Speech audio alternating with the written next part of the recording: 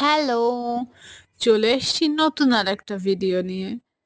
তোমরা এই রাস্তাটা দেখলে বুঝতেই পারবে আমি ঠিক কোথায় যাচ্ছি। হ্যাঁ, এটা গঙ্গার পাড় বটে। কিন্তু এখানেই যে আমার মায়ের বাড়ি, আমি এসেছি আজ নৈহাটির বড় মার বাড়িতে। আমার অনেক দিনের ইচ্ছা ছিল যে আমি মায়ের কাছে যাব।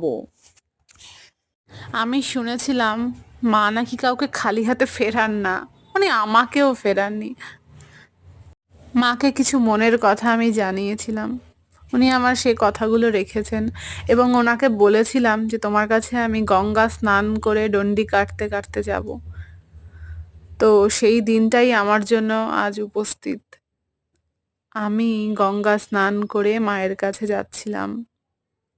আমার শরীরে ক্ষমতা ছিল না যে আমি মায়ের কাছে পৌঁছাবো, পৌঁছাতে পারবো। আমি ভাবতেই পারিনি যে আমি মায়ের কাছে এইভাবে পৌঁছাতে পারবো। তবুও মাকে ডেকেছি, মা তোমার কাছে আমায় নাও। তো দেখো,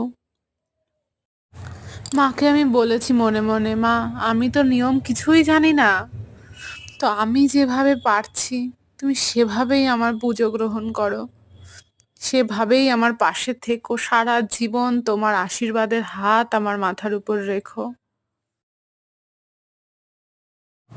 এইভাবে মায়ের বাড়ির ধুলো মাখতে মাখতে আমি মায়ের কাছে ঠিক পৌঁছাবো, এই মনের জোর নিয়ে আমি একটু একটু করে দেহের শেষ শক্তি দিয়ে আমি চেষ্টা করছি যাতে আমি মায়ের কাছে পৌঁছাতে পারি। প্রতি মুহূর্তে মাকে মন থেকে বলছি, মা একটু ক্ষমতা দাও, একটু সহ্য করার ক্ষমতা দাও যাতে আমি তোমার কাছে পৌঁছাতে পারি।